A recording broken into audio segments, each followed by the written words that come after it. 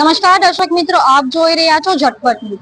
સુરતના જે શિવશક્તિ માર્કેટમાં આગની જે ઘટના સામે આવી હતી, જે 2 દિવસ બાદ આજે આગ કાબુમાં તો લેવાઈ ગઈ છે, પરંતુ હાલ જે રીતે અંદર નુકસાન થયેલું છે ત્યાં જે વેપારીઓને ખૂબ જ મોટા પાયે નુકસાન થયેલું છે। આપણી સાથે વેપારી જોડાયેલા છે, તેમની પાસેથી પણ જાણીએ કે તેઓને કઈ રીતની તેમની પરિસ્થિતિ છે અને તેઓનામાં શું બળાપો છે। मेरा नाम नैनमल पुरोहित है। मेरी 3070 में शिव शक्ति में दुकान है। मैं एक शिव शक्ति मार्केट का पीड़ित व्यापारी हूँ। जैसे ये मार्केट में आग लग गई तो सुबह मैं 8:30-9 बजे कम से कम इधर पहुंच गया था, और चारों तरफ से जैसे आग लगी तो हमने फायर वालों को कम से कम मैंने 50-100 फोन किए होंगे फायर वालों को। हमने उनसे निवेदन किया, उनको हमने हाथाजोड़ी की कि भाई 2-2 गाड़ी आप चारों तरफ से पानी को आप करिए, उसको कंट्रोल में करिए। लेकिन वो मेन गेट के ऊपर से वो फायर करते रहे, यानी उसको बुझाते रहे। फिर एक क्रेन जो आई तो क्रेन का इस्तेमाल नहीं किया। यदि टाइम से यदि क्रेन का इस्तेमाल किया होता तो आज इतना जो हजारों करोड़, कम से कम 1000 करोड़ से ऊपर का ये नुकसान है, इसकी भरपाई हम प्रशासन से कहना चाहते हैं कि भाई इसकी जो भी भरपाई है हमारो कीजिए। दूसरी बात, इधर के जो लोकल नेता है वो हमने कभी 24 घंटे में उनको देखा नहीं। जब वोटिंग के टाइम में यदि आप हमारे से यदि एक तो वोट की आप अपेक्षा कर सकते तो इस दुख की घड़ी में आप हमारे पास में क्यों नहीं आए। हम सभी से, भूपेंद्र भाई पटेल से भी हम निवेदन कर रहे हैं, प्रधानमंत्री से भी हम निवेदन करना चाहते हैं कि इसको एक आपदा घोषित करके एक व्यवस्थित व्यापारियों को एक मुआवजा दिया जाए, ताकि व्यापारी अपने वापिस जो एक स्थिति है उसको बेहतर कर सके।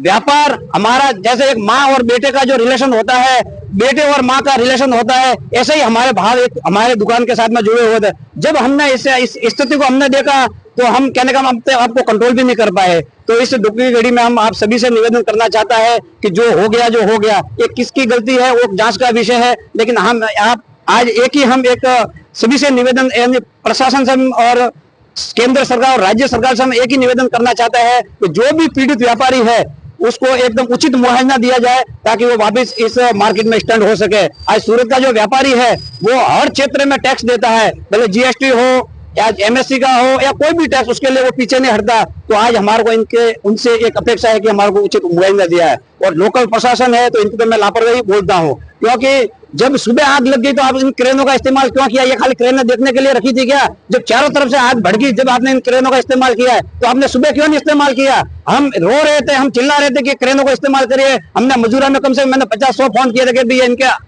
इनके हाथ में भी आग काबू होने वाली नहीं है, आप बाहर से इस्तेमाल करिए। लेकिन जब तक ये पूरा खाक हो गया, फिर बाद में आज कम से कम 36 से 40 घंटा हो गया, फिर बाद में पूरा जलने के बाद में काबू हुआ है, तब आप कहाँ गए थे? तो मैं सभी से एक ही निवेदन करना चाहता हूँ, पुलिस प्रशासन है, हमारे विधायक जो इधर के लोकल विधायक है, कॉर्पोरेटर है, CR पाटिल साहब है, MLA साहब है, जो भी है, मैं सबसे यही अभी निवेदन करना चाहूंगा कि हमारे जो भी व्यापारी है, दुखी है, पीड़ित है, उनको एक उचित मुआवजा दिया जाए, ताकि वो वापस इस मार्केट में स्टैंड हो सके। धन्यवाद। जय हिंद, जय भारत। જે આપણે જે રીતે વેપારી સાથે વાત કરી, વેપારીઓમાં ખાસ જે પ્રકારે પોતાનું જે નુકસાન થયેલું છે તેને લઈ ક્યાંક ને ક્યાંક હતાશા જોવા મળી છે, તો ક્યારેક જે તંત્ર સામે બળાપો પણ જોવા મળી રહ્યો છે।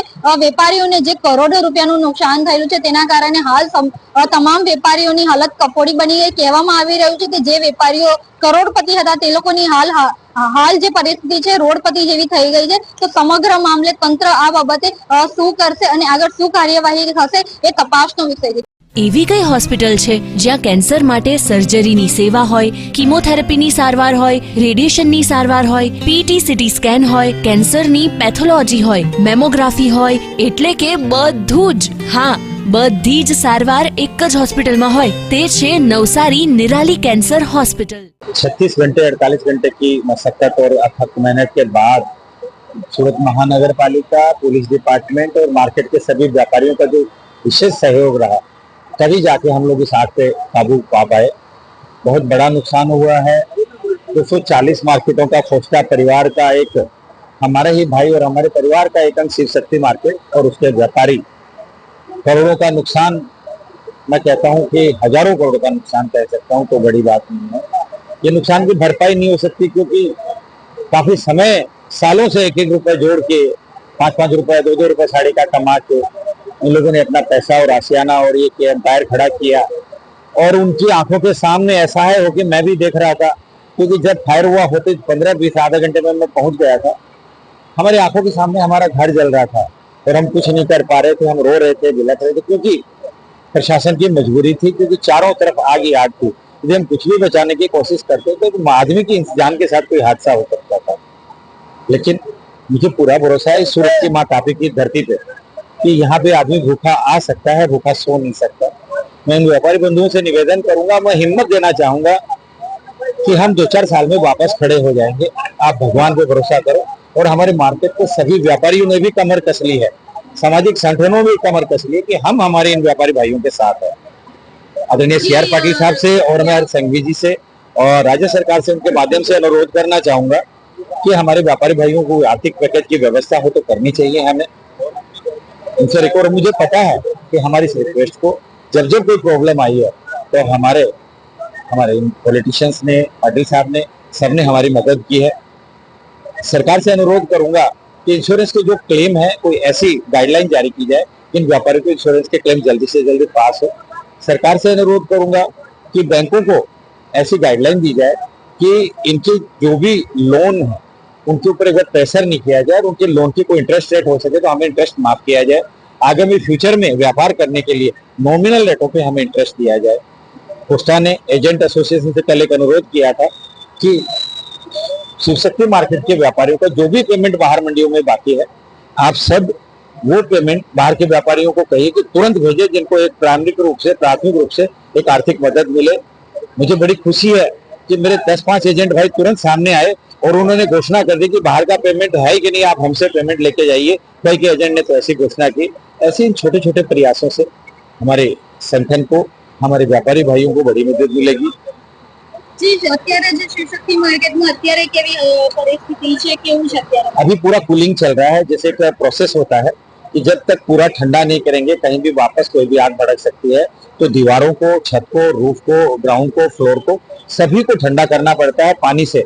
ये रात को कल शाम से कूलिंग का प्रोसेस जारी है। रात को मैं भी 4 बजे 3 बजे तक इधर था, वापस सुबह से वापस इधर आया।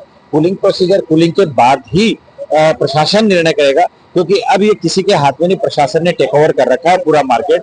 प्रशासन बाद में मार्केट एसोसिएशन के हम लोग पोस्टा उन लोगों की मीटिंग करा देंगे और वो लोग वापस निर्णय लेंगे। જી જે રીતે શિવશક્તિ માર્કેટમાં જે આગની ઘટના બાદ સમગ્ર જે સ્ટ્રક્ચર છે તે નબળું થવાની પણ વાર્તા સામે આવી છે, તો હવે આ માર્કેટનું રિનોવેશન बिल्कुल ऐसा लग रहा है मुझे भी, क्योंकि मैं जब नीचे गया, मैं कई बार नीचे गया, तो ऐसे ऐसे पिलर है जो एकदम जर्जर हो गए, उसके अंदर कपड़े उतर गए, उसके अंदर लोहा भी पिघल गया, ऐसी स्थिति में है।